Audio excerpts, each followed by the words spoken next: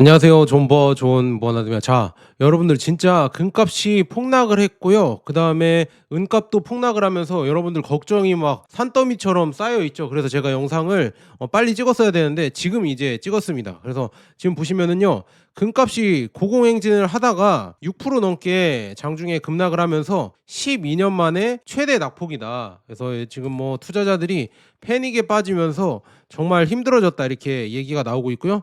국내 증시 한번 보도록 하겠습니다. 자, 하나로 금채굴 기업 ETF라고 이게 금채굴 ETF가 있어요. 이게 보면은 6.92% 빠졌고요. 타이거 KRX 금현물 ETF 이게 있는데 5.32%. 그래서 제가 타이거 KRX 금연물 ETF 이거는 여러분들 연금저축계좌 ISA IRP, 퇴직연금 이런 데다 담으라고 했지 일반 계좌에 제가 담으라고 안 했잖아요. 그런 계좌에서 절세를 받으면서 담으면은 괜찮습니다. 왜냐? 포트폴리오를 다변화해야 되기 때문에 여기까지만 하고 계속 가보도록 하겠습니다. 자, 그래서 지금 은값도 대폭락을 했죠. 뭐 8% 이상 하락을 하면서 이거 큰일 났구나 이렇게 사람들이 걱정을 많이 하셨어요. 그런데 존 버나드는 어떻게 했냐? 야, 이거 진짜 또 기회다. 싸게 박앤세일을 하는구나. 더 사야겠다 해서 저는 뭐 금이랑 은을 ETF로 더 샀습니다. 제가 살 수 있는 물량이 있기 때문에 금이랑 은, 뭐 KRX에서 금을 사고요. 그다음에 은은 ETF로 샀습니다. 은 실물도 지금 사고 싶은데 국내에 거의 없는 것 같아요. 제가 은 실물을 구하려고 하는데요. 구할 수가 없고 그래서 골드바만 지금 계속 제가 살 수 있을 때 사는데 그것도 지금 쿠팡에서 제가 시켰는데 뭐 24일 날 온다고 했었나? 그래서 이것도 기다리고 있습니다. 그래서 여러분들 진짜 중요한 거는 실물입니다. 실물을 갖고 있는 게 요즘 더 중요해진 것 같아요. 그리고 또 지금 보시면 진짜 이거 보면 슈방꿀인가 이걸 의심이 가게 되죠. 어제 슈카월드에서 금반지 가격이 90만 원 넘었다. 미쳐버린 금 가격 왜 이렇게 했습니다. 주식보다 더 올랐다. 금에 무슨 일이 일어났나 이렇게 해서 슈카월드에서 금 얘기를 올리니까 야, 귀신같이 금 가격이 빠졌죠. 그래서 5년 만에 최대 하락이라고 이렇게 야, 슈카월드가 올리자마자 와, 대박입니다. 진짜 이거는 뭐 몇 번 이걸 또 검증했었죠. 금 말고도 다른 뭐 주식들도 슈카월드에서 거론을 하면 아, 그때가 과열됐구나, 고점이구나, 이거를 우리가 몇 번 경험을 했다 이렇게 말씀드리고요. 그 다음에 지금 뭐 환율 한번 볼게요. 지금 환율도 지금 걱정인 게 뭐냐, 지금 1431원이 또 넘어갔습니다. 지금 환율도 지금 1431원이 되고 있고, 더 중요한 거는 뭐냐면 이 달러 인덱스도 좀 올랐습니다. 그래서 달러 인덱스가 올라서 환율도 또 올라가고 있어서 제가 생각하기에는 진짜 1400원 아래 1300원대 환율은 오지 않을 것 같다. 그래서 환율도 이제 앞으로 좀 더 많이 오를 것 같고, 진짜 우리나라 이제 경제도 좀 많이 걱정이 된다 이렇게 말씀드리고요. 그다음에 중국이 지금 한국과 일본의 통화 스와프를 논의하자 이거를 얘기가 나왔습니다. 그래서 야, 이게 중국이 진짜 한국이랑 일본이 어려운 걸 알고 서로 이제 정치 싸움을 하는 거죠. 미국의 동맹이잖아요, 한국과 일본은. 근데 야, 우리가 잘해줄게, 우리랑 통화 스와프를 하자 이렇게 해서 좀 사탕발림을 하는데 과연 한국과 일본이 이걸 어떻게 대처할까, 이것도 정말 궁금하고요. 이 자세한 얘기는 제가 또 조사해서 해드릴 수 있을 때 해드리겠습니다. 자, 금이랑 은 얘기 계속 해드려야죠. 자, 이거 보시면 금값이 5년 만에 최대 하락을 했다고 합니다. 그래서 뉴욕 상품거래소에서 금 선물 가격이 온스당 5.7 달러, 지금 5.7% 급락을 했고, 현물금이죠. 현물금은 5.5% 하락을 해서 팬데믹 이후 최대 하락폭이다. 그래서 제가 봤을 때는 이제는 진짜 금 가격이 비트코인처럼 급등락을 할 수가 있을 것 같다. 그래서 이거를 많이 주목을 해봐야 될 것 같고요. 은이랑 백금이랑 팔라듐도 급락을 했다고 합니다. 그래서 급락의 원인은 미중 뭐 무역 협상이 진전될 것 같다 이런 얘기도 있고, 뭐 달러 강세, 그다음에 이런 여러 가지 얘기가 있거든요. 근데 이거는 이따가 말씀드리고요. 그다음에 시장 반응과 전망을 보면요, 타이완 트레이더는 최근 급등으로 변동성이 커져 단기 차익 실현이 발생해서 급락을 하게 됐다. 그리고 시티그룹은 향후 2, 3주간 조정 국면이 예상된다. 조정하면 좋죠. 저는 조정을 오길 바랬습니다. 그리고 트럼프 시진핑 회담 기대감으로 안전자산 매력이 약화되었다. 그 다음에 올해 한센 이분은 뭐라고 했냐, 이번 하락은 자연스러운 조정이고 근본 매수세는 유지되고 있다. 좋은 말을 해줬죠. 그래서 이렇게 보시면 될 것 같고, 그래서 지금 보면 귀금속 시장은 금은 2013년 이후 가장 큰 폭으로 하락했고, 은은 2021년 이후 가장 큰 폭으로 하락을 했다고 하면서, 그래서 이렇게 지금 급락을 해서 걱정이 많으실 거예요. 그래서 제가 이거 모닝벨 유튜브에서 나온 나오는 거 제가 자주 보는데요. 이 금값, 은값 하락 5대 요인이라고 해서 이렇게 5개 요인을 얘기를 해 줬거든요. 그래서 제가 한번 얘기해 드릴게요. 자, 금광 발견. 이게 뭐 중국에서 나온 기사라고 하는 것 같은데요. 저도 봤는데 이거 약간 허위이거나, 그리고 여러분들이 생각해 보시면 중국이 금을 가장 많이 모으는데 금광이 이거 발견됐다고 해서 그거를 막 기사를 할까요? 뭐 1년 전 기사라고 하는 말도 있고, 만약에 중국이 금광을 발견했었더라도 그렇게 대대적으로 공개하지는 않았을 거라고 저는 보고 있습니다. 그래서 이거는 크게 뭐 시세 하락에 영향을 준 것 같지는 않고요. 그다음에 뭐 미국의 공매도, 미국에서 지금 ETF 거래가 커지니까 금에 대한 이런 공매도가 왔을 수 있겠다, 이런 의심도 할 수 있고요. 그다음에 차익 실현, 투자자들이 많이 투자했으니까 이제 차익 실현도 할 수 있고, 그다음에 인도의 휴장, 디왈리 축제라고 해서 이거 인도 휴장 때문에 이게 하락했을 수도 있겠다, 이렇게 하는 경향도 있고, 그다음에 미중 긴장 완화 때문에 이것 때문에 뭐 하락을 했을 거다, 이렇게 하는데 이거는 저는 크게 상관없을 거다. 뭐 단기적으로는 그럴 수 있어도 장기적으로 봤을 때는 그거는 중요한 게 아닌 것 같다, 이렇게 말씀드립니다. 그래서 지금 디왈리 축제를 좀 얘기해 드리자면, 세계 2위 금 수입국인 인도가 디왈리 축제로 셧다운 되면서 시장의 유동성이 크게 감소했다. 그래서 금에 대한 이런 수요가 갑자기 이제 감소를 하면서 금이 하락을 했다, 뭐 이런 얘기도 나오고 있지만, 지금 디왈리 축제 전에 지금 은에 대해서 인도가 엄청난 주문을 냈다고 합니다. 그런데 중요한 거는 런던 은 시장이 역사적인 폭락을 했었고, 폭락으로 가격은 1980년 헌트 형제가 시장을 독점하려고 했던 악명 높은 시도 당시 기록했던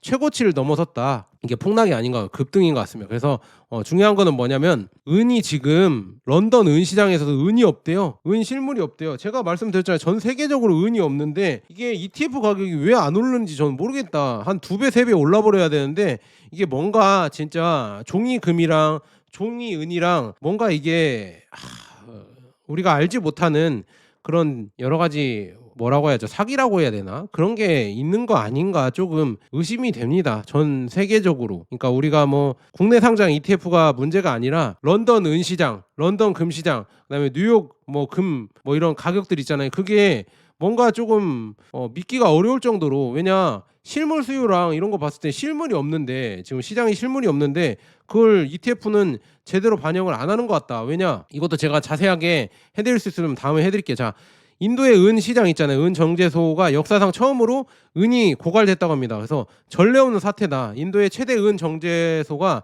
디왈리 축제 직전에 은 재고를 모두 소진했다고 합니다. 그래서 이는 세계 상품 시장의 역사적인 이정표다. 이 전례 없는 공급 쇼크는 수년간 지속해온 세계적 은 부족 현상을 여실히 드러내며, 은 가격은 사상 최고치를 경신하고 희소성에 대한 우려를 일축했던 분석가들을 불안하게 한다. 그래서 실버 앱 킹이 이분도 이런 얘기를 하거든요. 이거 보면 종이 가격을 믿지 마세요. 공급망을 신뢰하세요. 그래서 은을 살 수 없다면 엄청난 프리미엄이 필요합니다. 그래서 가격이 잘못되어 있다. 이거를 좀 의심하고 있습니다. 그래서 결국 실물 경제가 종이 시장을 붕괴시키고, 그렇게 되면 가격이 재설정될 것이다. 우리가 1971년대 닉슨 쇼크 때 있었잖아요. 그런 것처럼 뭔가 은도 ETF가 1대1로 이게 교환이 된다고 하는데 그게 창고에 없는 거 아닌가, 조금 의심이 많이 된다. 왜냐하면요, 은 재고가 아까 말씀드렸다시피 인도에서 소진됐다는 게 이게 정말 큰 사건이죠. 그래서 인도의 은 부족 현상은 곧 전 세계적으로 느껴졌고, 런던 은 시장에서도 이용 가능한 금속이 고갈되었다. 그래서 우리나라도 이제 실버바를 1kg짜리가 제가 이게 200만 원에 샀거든요. 이게 지금 370만 원인데 뭐 400만 원, 500만 원, 600만 원, 뭐 1200만 원 뭐 이렇게 간다고 하는 사람들도 있어서 모르겠습니다. 이게 진짜 그렇게 은 부족 현상이 일어나면 그렇게까지도 갑자기 비트코인처럼 뛸 수도 있겠구나. 이게 참 걱정이 많이 된다, 이렇게 말씀드리면, 저는 그런데 그렇게 뛰어도 은 이거 실버바를 저는 안 팔 거예요. 왜냐, 장기 뭐 10년 20년 보유한다고 샀으니까. 그리고 골드바도 여러분들 뭐 많이 제 거 쿠팡 이걸로 도와주신다고 사주시는데, 중요한 거는 골드바랑 실버바를 사는 분들, 투자하는 분들은 결국에 장기 투자, 내가 뭐 한두 달에 팔려고 이렇게 사는 거 아니잖아요. 적어도 5년 10년 이렇게 장기 투자하기 위해서 사는 거니까 여러분들은 그냥 잘 하시는 것 같아요. 그리고 고수다. 그래서 투자의 고수라고 저는 보고 있습니다. ETF나 아니면은 주식이나 금 투자에 여러분들은 고수이지 않을까 이렇게 말씀드리고요. 그래서 지금 보면은요. 최대 금 ETF 옵션 거래량이 역대 최고치를 경신했다고 합니다. 그래서 GLD US 이쿼티 여기가 거래량이 변동성이나 역대 최고로 기록이 됐다. 그러니까 그만큼 개인들도 많이 몰렸고 여기에 기관이랑 그다음에 뭐 공매도 세력들이 많이 몰렸기 때문에 아마도 이제는 금을 갖고 예전엔 비트코인을 갖고 그렇게 했지만 금을 갖고 시세 조작을 하거나 아니면 급등락을 크게 해서 개미들을 꼬셨다가 떨궜다가 꼬셨다가 떨궜다가 이렇게 장난질을 칠 수도 있겠구나. 조금 그게 걱정이 된다. 이 종이금으로요. 실물금으로는 그렇게 장난질을 못 칠 텐데 이 종이금으로 그렇게 장난질을 치다가 결국에는 진실이 드러날 수도 있겠죠. 그다음에 지금 다른 경제 방송에서 제가 봤는데 이 코인판의 이 구도를 원한다 해서 코인판 유행 차트 있잖아요. 이게 골드가 떨어지고 비트코인이 그 후로 급락을 했다. 그래서 지금 골드가 하락을 했다. 그러면 비트코인이 급등을 할 것이다. 이렇게 희망회로를 하는데 저는 비트코인은 못 믿겠습니다. 왜냐? 여러분들도 한번 보세요. 1.6 빌리언 달러가 골드로 있으면 이렇게 되어 있는데요. 비트코인을 냈으면 그냥 이런 QR 마크 하나밖에 없다. 그러니까 뭐가 대체 중요한가? 실체가 있어야 되지 않을까요, 여러분들? 그리고 뭐 비트코인은 압수당할 수도 있고 그다음에 뭐 해킹이나 이런 걸 당할 수 있다고 하잖아요. 그런데 나라 입장에서는 아니면 돈이 많은 사람 입장에서는 금고에다 이거를 쌓아 놓으면은 뭐 전쟁이 나거나 누가 총 들고 오지 않는 이상은 뺏기지 않을 거 아니에요. 이 비트코인보다는. 그래서 뭐가 이제는 앞으로 중요해질까? 뭐가 진짜 안전자산일까? 이거를 여러분들 한 번씩 생각해 보세요. 자, 해킹의 위험이 없고 그다음에 전체적으로 지금 이렇게 봤을 때 누가 더 이제 안전자산일까? 이거를 한번 보시면은 좋을 것 같다. 실체가 있는 거를 여러분들 투자하시는 게 좋은 것 같다 이렇게 말씀드리고요. 그래서 뭐 금 가격을 좌지우지하는 최대 변수가 뭐냐 뭐 이렇게 해서 뭐 중국 중앙은행의 금 매입과 아비트리지 거래 그다음에 중국 가계 수요 급증 및 안전자산 선호 증가로 인해 지속적인 금 가격 상승에서 핵심적인 역할을 하고 있다. 뭐 이렇게 하면서 지금 중국 창고에 금이 쌓였다. 이거는 제가 예전에도 보여드렸었는데 이렇게 지금 아폴로 차트를 보면 이렇게 올라가고 있어요. 맞는 말인데 금을 진짜 중국에서는 민간에서도 많이 모으고 있고 정부에서도 많이 모으고 있다. 왜냐 기축통화에 이제 과도기가 올 거니까 그거를 다들 이 민간이나 아니면은 정부 차원에서 다들 대비를 하고 있다. 그런데 우리나라는 거의 유일하게 금에 대해서 민간이 거래를 하는데 부가세를 물게 하는 국가죠. 정부가 국민에게 금을 많이 매입할 수 있게 도와줘야 되는데 오히려 부가세를 부과하면서 금을 더 많이 못 매입하게 현물을 못 매입하게 이렇게 하는 게 과연 맞은 것인가 이렇게 조금 의심이 된다. 그것도 어떻게 개정을 해서 바꿔야 되지 않을까. 여러분들 진짜 앞으로 뭐 이렇게 경고를 하는 사람도 있어요. 바이마르 공화국 시즌 2가 올 수도 있다. 그러니까 뭐냐면 독일이 1930년대 망했을 때 하이퍼 인플레이션을 겪었을 때 그런 일이 원화에서도 벌어질 수가 있다. 이런 경고를 계속 하고 있거든요. 그런데도 진짜 금을 많이 못 모으게 개인 간에 금을 많이 모을 수 없게 부가세로 이렇게 해놓으니까 조금 아쉽다 이렇게 말씀드리고요. 그다음에 여기 지금 브랜베어에서 이렇게 얘기를 했거든요. 중앙은행이 채권 대신 금이 쌓인다면서 아폴로 차트를 보여주면서 뭐 이렇게 지금 점점 넘어가고 있다고 하는데요. 이미 지금 미국 채권을 금 보유량이 넘어섰어요. 중앙은행들이 금 대신 채권 대신 금을 모으는데요. 그 금 보유량이 24%로 23%인 미국 국채를 넘어섰다고 이렇게 지금 이제 기사가 나오고 있으면서 이거 업데이트 한 번씩 해주면 좋을 것 같고요. 그래서 중요한 거는 금의 가치가 그만큼 올라가고 있다 이렇게 말씀드립니다. 그래서 중국과 일본은 미국 달러를 다각화하고 있습니다. 그게 뭐냐? 중국이 보유한 외국 국채 총액에서 차지하는 비중은 8%로 떨어졌다. 미국 국채가 8%로 떨어졌고요. 이거는 22년 만에 최저치이고요.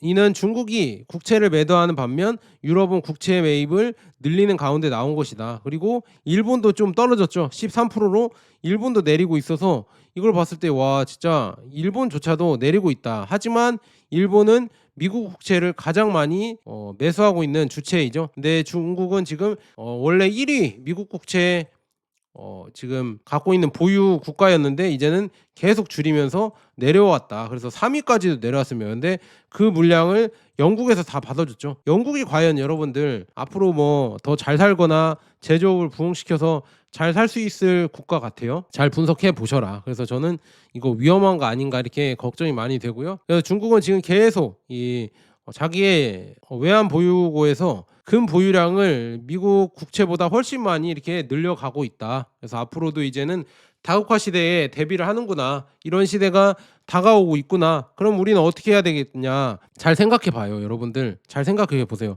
금을 많이 모아야겠죠? 그러니까 나도 금을 많이 모아요. 그러니까 여러분들도 금을 많이 모으는 게 좋지 않을까요? 이제는 예전에는 뭐 미국 주식만 하고 중국 주식도 안 하고 그냥 금도 아예 안 했다. 왜냐?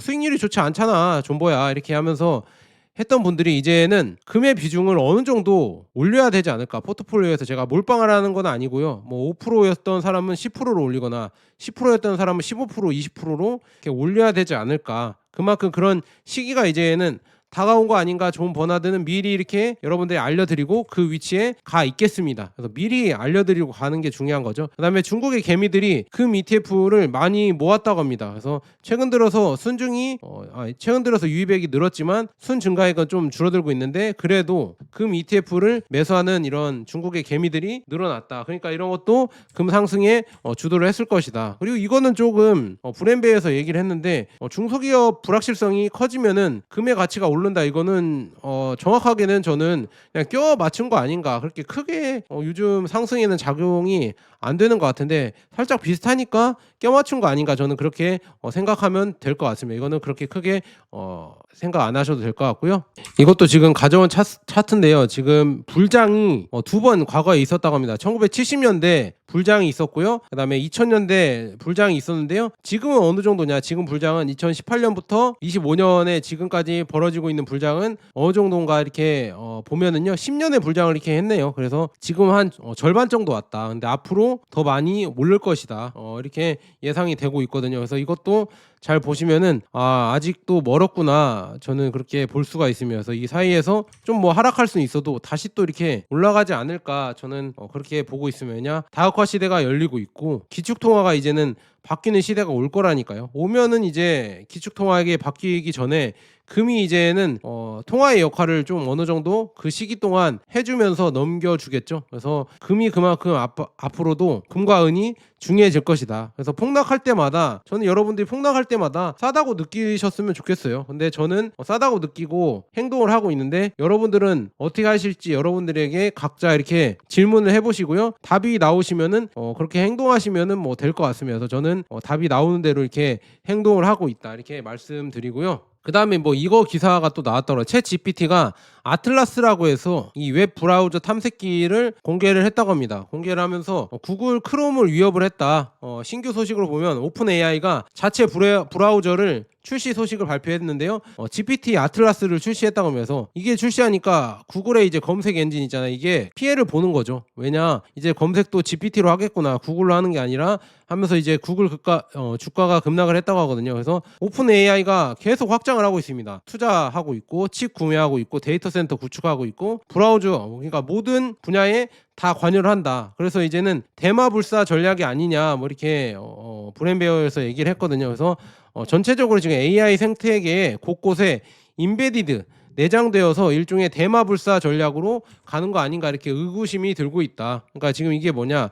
제가 이것도 지금 금 투자하시는 분들에게 인사이트 드리려고 지금 자료 찾으면서 이것도 영상 만들려고 하고 있거든요. 이게 뭐냐? AI 버블이 과연 있을 것인가? 저는 AI 투자를 하고 있기 때문에 그래도 긍정론을 가져서 반반이라고 보고 있거든요. AI 버블 확률이 반절이고 아닐 확률이 또 반절이다 이렇게 보는데요. 중요한 거는 이 순환 출자, 그러니까 다 막 엮여 있어요. 엔비디아의 오픈 AI가 엮여 있고 코어 위브, 인텔, AMD, 오라클, XAI, 피규어 AI 다 이렇게 서로 주고받고 막 돌려 막 다 돈을 돌리면서 돌리고 있습니다. 이렇게 돌고 도는 물레방아처럼 계속 돌리고 있어요. 이렇게 돌리니까 누가 한쪽 망하면요 다 이렇게 차례대로 망하지 않을까. 그래서 야 너 내가 기술 줄게 내 주식에 투자해줘. 그래 나는 이렇게 장비 줄게 너도 내 주식 네 주식 좀 줘봐. 이렇게 하면서 서로 이게 계속 돌려가면서 하고 있는데 과연 이게 언제까지 돈이 들어오면서 계속 돌아가면 이 구조가 계속 돌아가면은요 계속 돌릴 수 있지만 어떤 위기가 닥쳐서 돈이 끊겨버리면은요 과연 이 돌림판 구조가 계속 될 수가 있을까 이거를 한 번씩 의심해 보시면은 좋을 것 같다. 그래서 AI 버블이 점점 표면 위로 드러나고 있고 계속 이거를 의심을 하는 전문가분들이 많아지는 게 좀 사실이다 이렇게 말씀드립니다. 그다음에 지금 그 박사님이 지금 모닝벨 김 박사님이 또 이거 얘기를 했더라고요. 히토류가 지금 중국에서 히토류 시장이 90% 점유를 하고 있고요. 희귀 원소가 아니라 추출 비율의 0.01%가 문제이고요. 그래서 미국, 호주, 일본이 이렇게 전략적으로 이렇게 동맹을 맺어서 1, 2년 내에 아마도 생산할 수 있다. 이 뭐라고 해야죠? 환경 문제 없이 이렇게 생산할 수 있다고 얘기를 하시는데요. 아니 히토류 이 박사님도 좀 살짝 모르시는 건지 아니면은 저랑 생각이 다른 건지 모르겠지만 히토류 채굴이 중요한 게 아니라니까요. 한미일이 합쳐서 히토류 광산을 채굴해서 채굴이 중요한 게 아니라 그거를 정제를 해서 고순도의 자석을 만드는 게 그게 핵심인데 그걸 못 합니다. 그래서 반도체보다 이제 히토류가 1, 2년 내에 극복이 가능하기 때문에 시간이 급한 쪽은 뭐 중국이다 이렇게 해석을 하는데 이거는 완전 정반대로 해석을 진짜 아예 제대로 못 하는 거거든요. 히토류는 제가 봤을 때는 5년 이상 걸린다고 이게 나와 있고 10년 걸린다. 이거를 생태계를 구축하려면 10년 이상 걸릴 거라고 다들 예상을 하고 있습니다. 그리고 설령 히토류를 흉내를 내서 빨리 만든다 한들 그 가격이 이 단가가 중국을 못 이긴다니까요. 이 단가가 안 맞아서 결국에는 못 이긴다. 왜냐하면 미국과 영국 뭐 이런 데가 왜 조선을 못 만들어요? 다 기술은 있어요. 조선 기술도 있고 기술력도 있는데 왜 제조업이 안 클까? 워낙 금융화가 되어 있고 그다음에 조선을 만들려고 하면은요 돈이 많이 들어. 이 금융화가 돼 있고 임금이 비싸니까 거기에서 일하려고 안 합니다. 그냥 기축통화로 통화 이런 장난질만 쳐서 이렇게 하면은 돈을 훨씬 많이 버는데 기축통화의 이런 패권으로 돈을 훨씬 많이 벌 수 있는데 누가 힘들어서 소를 누가 키우냐 이런 거죠. 누가 힘들게 이런 제조업을 해서 돈을 벌까? 그러니까 못 한다는 얘기죠. 과거로는 못 돌아간다. 미국이 과거로 못 돌아가기 때문에 히토류 이거 자립도 아마도 1, 2년 내에 뭐 할 수 있다. 이렇게 긍정론을 피지만 저는 절대 불가능하다고 보고 있습니다. 채굴은 그렇다 쳐도 채굴에서 정제를 못 한다. 왜냐? 정제 기술의 90% 이상을 중국이 갖고 있기 때문에 저는 정제 못한다고 이렇게 보고 있고 그 사이에 중국이 반도체를 개발해서 미국을 뛰어넘을 수 있는 이런 카드가 더 유리하다 이렇게 말씀드리고 이거에 대한 자세한 내용을 해석을 제가 해드릴 수 있으면은요 미중 무역 전쟁 중국이 유리하다 이렇게 또 한번 해드릴게요. 이것도 이제 뭐 뉴욕 거기 어디죠? 한경인가 거기에서도 좀 제대로 제 마음에 들게 해석을 안 하더라고요. 그래서 제가 한번 해석을 해보겠다. 그래서 미중에서 유리한 거는 진짜 중국인 것 같고요. 제가 친중이니 뭐 중국인이니 뭐라고 하면 할 말이 없는데 저는 그렇게 해석을 하고 있습니다. 저는 중국이 유리하고 중국은 이제는 발을 빼지 않고 끝까지 뭐 히토류든 뭐든 해서 끝까지 이번에는 승부를 보려고 하고 있습니다. 그래서 과연 트럼프가 이거를 끝까지 승부를 봐서 중국을 눌러줄 것인가 이것도 한번 기대를 해보시고 그래서 중요한 거는 다극화 시대가 다가오면서 금과 은이 오를 수밖에 없다는 얘기죠. 그래서 다 이게 연결이 되는 얘기입니다. 자, 여기까지 좋은 번화될 거 여러분 구독과 좋아요 알람 설정 꼭 부탁드립니다. 감사합니다.